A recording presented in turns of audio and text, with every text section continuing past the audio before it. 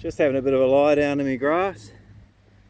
As you can see, it's crazy tall.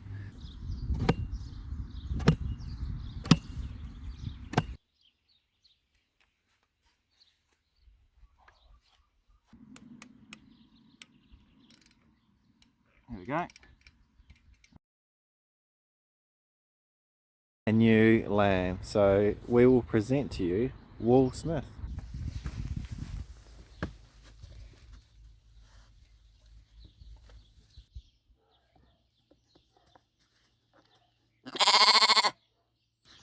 Will Smith, what do you got to say? Oh, really? Nemo. Oh, no way. So what do you do after that then? No. You're underage, mate.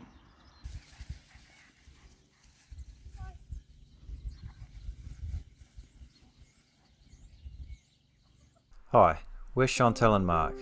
We uprooted our lives in the busy city and plan on making an off-grid homestead on 2 acres of empty land we bought sight unseen.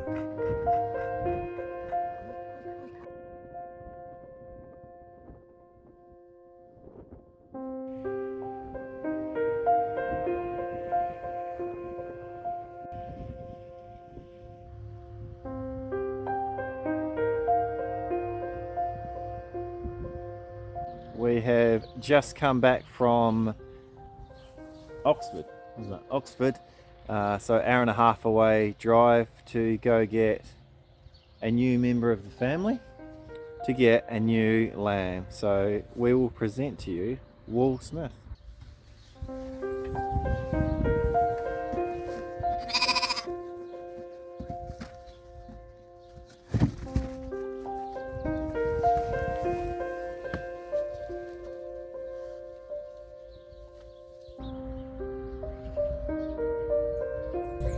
It's way better than you, Fluff. Look at him go.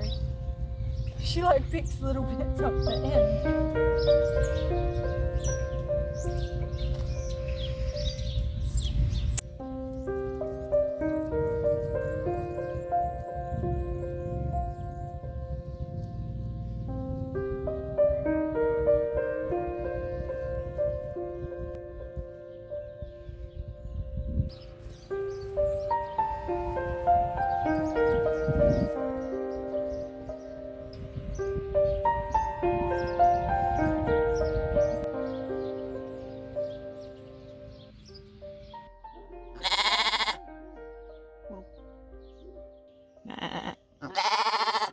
Oh, really? Nemo. Oh, no way. So what do you do after that then? No. You're underage, mate.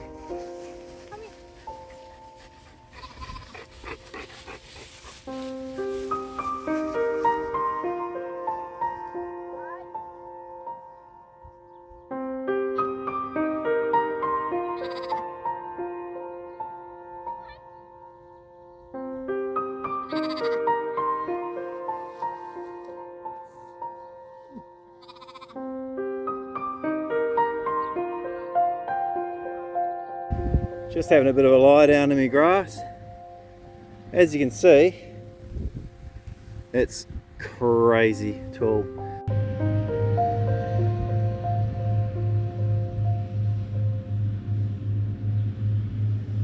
We've had our paddock mowed.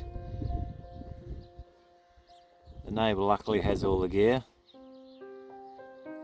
and he owns the paddock over the back, so he's just jumped through the fence and done the rest for us, which is nice and handy. And he's going to take the bales away.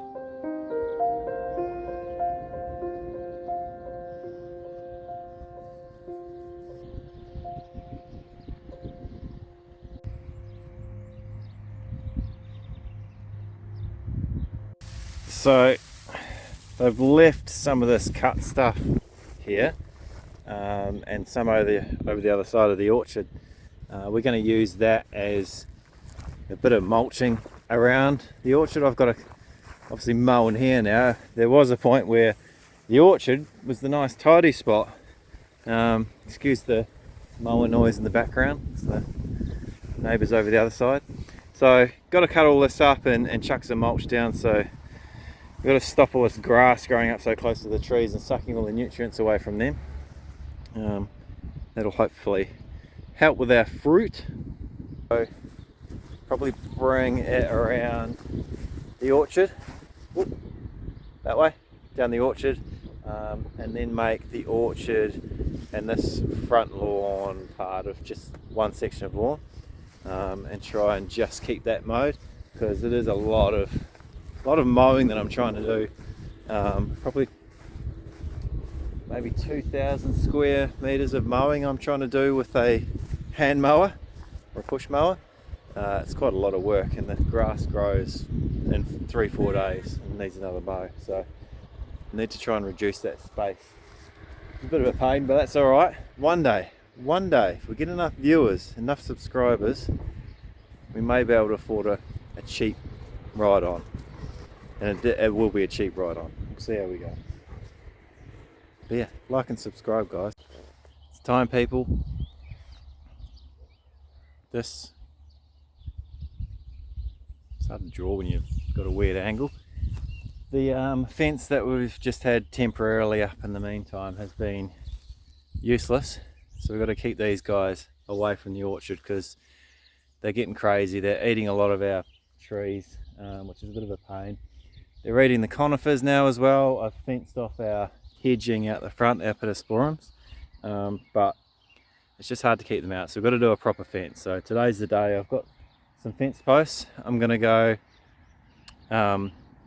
down here, and then I'm going to go around the orchard as well, and keep them out in this paddock. This is going to be their paddock, because it's just too much having them around the house. It's nice having them around the house, but they're pooing everywhere on the doorstep. They're eating all their plants. They're trying to get into everything. So it's time that the farm animals are in a paddock. A bit more like farm animals. They're only over the fence, so we can pop over and say good day. They can come up and say hello to us, but yeah, it's time to get things done. So let's get into it. So these posts that I've got are 2.7 metre long. I'm going to dig them in about 1.1, 1.2 metres, and then I'll trim the tops off later on. It's a bit softer soil here, so that's why you have to go so deep. And then I'm going to pack it in with my spike to hold it all in. I'm not going to concrete them in, it should be okay. I'm not going to put them under too much strain. So hopefully they don't pull over. We'll see how we go.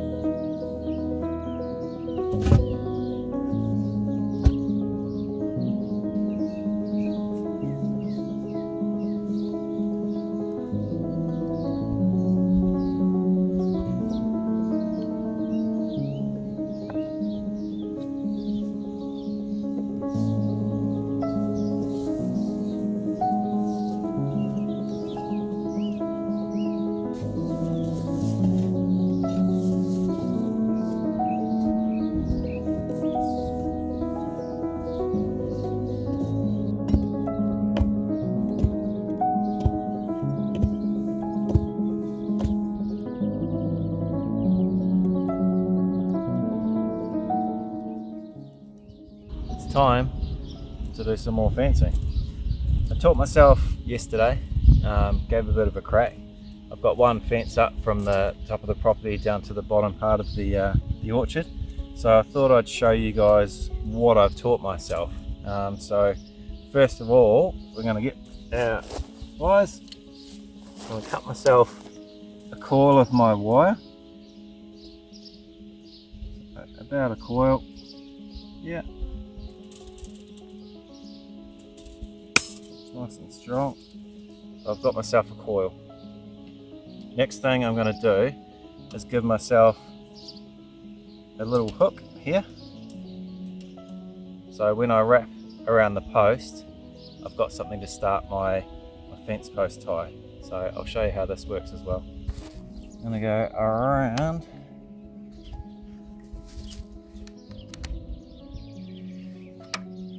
Put this over the top here, my little hook.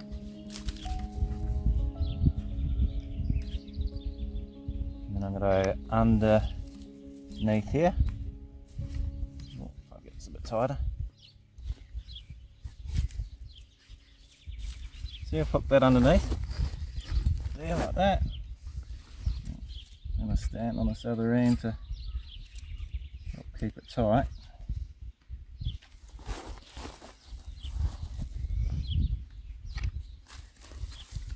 Pull that there.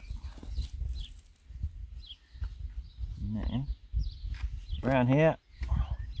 So it's gone under, over and through. And I can tie this off like this.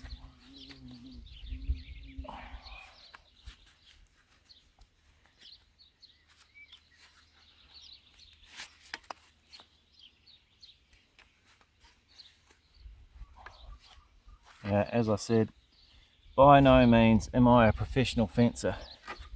I've just looked at what I've got on the rest of the property and just copied it. So as far as I can tell, the fences have been up for a while and they haven't fallen over, and I've got nice strainers on them and I can keep it tight. So that there is a bit tighter than what I've done the other ones. So this loop here is just going to be tight as, so I can pull on that and it's not going anywhere. Next step is putting the strainer on. So the strainer is what tensions up your line. So if you just tried to do this by hand, it wouldn't be any good. So the strainer here has got a little mechanism that turns and tightens the fence up. So I'm just going to put this on quickly. Same sort of concept, but this one you can just loop it around.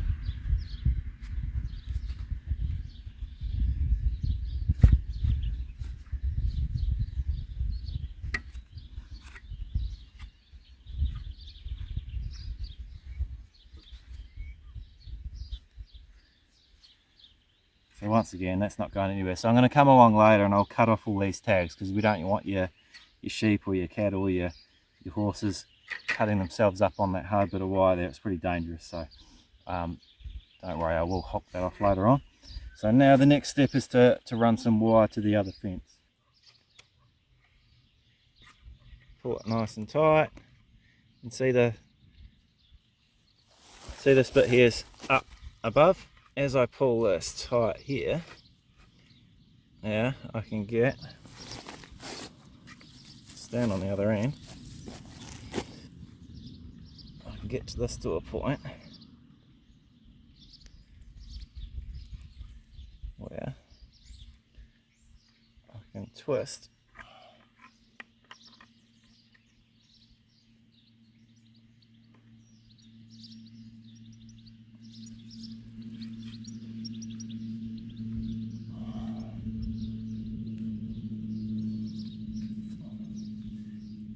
Ideally, gloves would be a good idea. Put that on for the next few.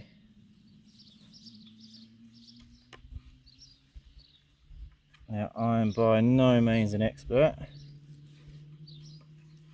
so ideally these should be closer together. That there is locked in. Okay. And now, a loose fence. with a little bit of wastage here, but that's alright. I'm going to use all my extra wire for little projects around the property. I'm going to bend this across. Yeah, as I said, opposite way to the, actually with the cogs, because as I turn it's going to bend back the other way. Alright, cut that off, chuck that over there.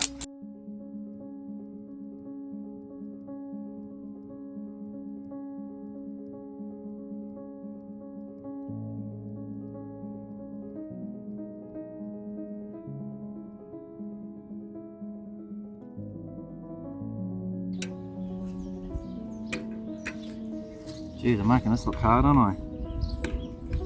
Get on there.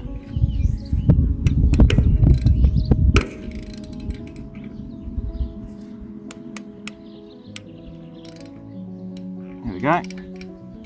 So that's nice and tight now, guys.